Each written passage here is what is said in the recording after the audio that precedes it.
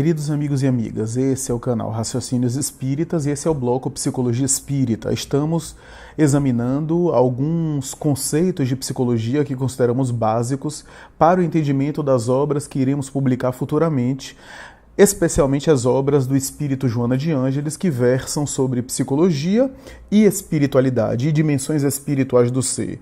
Por isso estamos gravando pequenos vídeos sobre conceitos básicos da teoria psicológica de maneira geral, de alguns aspectos da teoria psicanalítica, para ficar fácil para o indivíduo, sempre fazendo abordagem à luz também do pensamento espírita, ou seja, dando também um enfoque espírita, porque Joana de Ângeles muitas vezes utiliza termos da psicologia e das teorias comportamentais, dando também um enfoque espiritual ou levantando, trazendo para nós o aspecto ou elemento espiritual desses conceitos. E é isso que nós estamos também fazendo aqui. Hoje estamos falando sobre inconsciente. Inconsciente, na psicologia, tem dois significados distintos. O inconsciente no sentido comportamental e cognitivo, que são aqueles processos não conscientes, aqueles que não têm a intervenção da consciência e que podem até estar associados a fenômenos fisiológicos, como é o caso do batimento cardíaco, como é o caso da circulação e da respiração, dos movimentos peristálticos, esses fenômenos até fisiológicos e alguns processos mentais, como esquecimento, etc., que se dão sem a contribuição, sem a interferência da consciência, ou seja, da atenção de vigília, né, que é o sentido mais genérico da psicologia. Agora, é claro que inconsciente, a partir de Freud, da teoria freudiana, da teoria da psicanálise, tem uma dimensão mais importante, mais significativa e mais rica nesse sentido. O inconsciente seria um elemento do complexo psíquico humano que envolve processos mentais e fatos e que não fazem parte da vida consciente, mas o que é mais interessante é uma dimensão bastante influente sobre a vida inconsciente e que funciona de uma maneira autônoma, entre aspas, né? Ou seja, está funcionando em nós de uma maneira que nós não nos damos conta, à semelhança dos fenômenos fisiológicos que eu citei, mas que tem um caráter psicológico e estão interferindo, influenciando a vida consciente. Na teoria freudiana, o inconsciente é uma parte maior e predominante sobre o consciente, o que é interessante pensar. Porque no conceito freudiano e também no conceito junguiano, o inconsciente é uma espécie de polpa de uma fruta e a consciência casca. Ou se quisermos utilizar o exemplo muito conhecido da psicanálise do iceberg submerso, e a pontinha para fora seria a consciência e o resto que está mergulhado seria o inconsciente, é também uma metáfora interessante para a gente entender. O que significa dizer que há uma predominância sobre os fenômenos inconscientes, né? Freud, e aí não podemos negar, teve uma grande participação sobre isso. Antes de Freud, e Freud vai ler alguns autores que já falavam sobre o inconsciente. Por exemplo, Schopenhauer, por exemplo, Nietzsche, fala sobre a vontade do ser humano, as potências do ser humano e as capacidades dos seres humanos, algumas capacidades e impulsos que são inconscientes. Claro que estaria em processo rudimentar, né?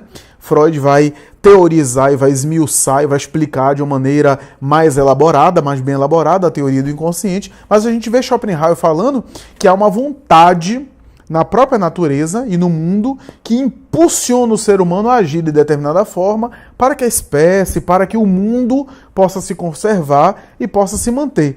E ele vai dizer que essa vontade, que é uma espécie de fluxo da natureza, é inconsciente ou não é consciente. Então é interessante a gente pensar nisso, né? Na época havia a utilização do termo subconsciente também, utilizado, por exemplo, pela escola de Charcot na França e pelas teorias da época. Freud preferia a expressão inconsciente, porque sub pode fazer alusão a sub embaixo, inferior. E, na verdade, o que ele estava querendo defender é que os fenômenos inconscientes não são inferiores, não estão abaixo nesse sentido, mas são até mais predominantes, né? Por isso ele utilizou a expressão in, que é não apenas da ideia de dentro, né? Aquilo que é uma dimensão interna, aquilo que é mais interior em nós, mas também in no sentido de negação. Daí invisível, aquilo que não é visível. Daí impossível, aquilo que não é possível. É sempre negação de. Inconsciente, portanto, tem essa dimensão daquilo que não é consciente, que nós arquivamos, que nós assimilamos, que nós reprimimos, que nós temos vontade de manifestar, mas não podemos, e isso faz com que o inconsciente armazene determinados conteúdos com determinada energia psíquica, que Freud associava a libido, porque para ele a libido, a energia sexual, é mais abrangente do que apenas fazer sexo, mas tem uma dimensão de buscar cultura, de buscar vida, de buscar prazer, de diversas formas, e essa energia armazenada, esse conteúdo armazenado, mais tarde se manifesta na vida consciente, seja de maneira positiva, na criatividade, na elaboração mental, né, na sublimação de propósitos, na produção criativa da arte, da cultura, da civilização, seja de uma forma reprimida e destrutiva, que aparece em forma de guerra, de conflito, em onde nós ficamos irracionais. O inconsciente, portanto, tem a ver com essa dimensão, e ele dizia que o inconsciente muitas vezes manifesta o seu conteúdo, o seu material interior, seja em brincadeiras, seja em xiste, piadas. Portanto, aquela ideia do senso comum popular de que toda brincadeira tem um fundo de verdade, na teoria freudiana isso é verdade. Porque toda brincadeira é uma forma de jogar para fora algo do inconsciente, né? Como também os atos falhos, que eu estou falando aqui uma coisa, de repente eu tenho um ato falho. Já pensou, por exemplo, eu chegar no enterro, essa é uma expressão conhecida e engraçada da psicanálise, né? Eu chego no enterro para dar os pêsames, por exemplo, para a viúva ou para o viúvo, e em vez de dar os pêsames eu digo parabéns, desculpe, meus pêsames, seria um ato falho, que estaria revelando algo dentro de mim. No ato falho, tanto falado quanto escrito, nós podemos entender um pouco da natureza humana, de nós mesmos, né? Porque eu estou fazendo um ato falho. É claro que quem tem esse conhecimento não deve utilizar o ato falho dos outros para ficar analisando psicologicamente os outros no dia a dia. O ato falho precisa ser analisado no contexto da psicoterapia, ou, para me utilizar de uma expressão freudiana, né, no contexto da transferência, que é da relação terapêutica, que permite o terapeuta pontuar alguma coisa a respeito do ato falho. Você está se revelando com esse ato falho, isso daqui quer dizer o quê? Quer dizer isso e aquilo, mas isso só no contexto do vínculo que é assegurado pela terapia, pela psicoterapia, para a gente não ficar agora diagnosticando as pessoas quando a pessoa tem um ato falho no dia a dia.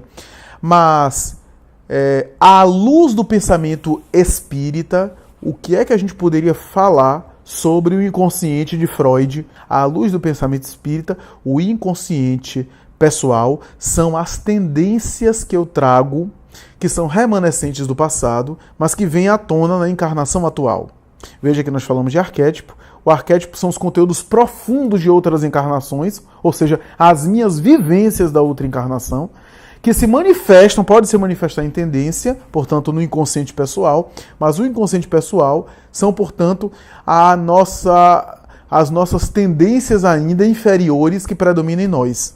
Kardec utilizou um termo muito clássico, muito básico, que talvez nos ajude a entender. Ele vai dizer de uma natureza animal em nós que predomina sobre a natureza espiritual. Ou seja, nós temos um lado animal, instintivo, que de vez em quando influencia a nossa vida racional, a nossa vida consciente, a nossa vida organizada. Essa natureza animal, esse lado instintivo, é o inconsciente pessoal de Sigmund Freud.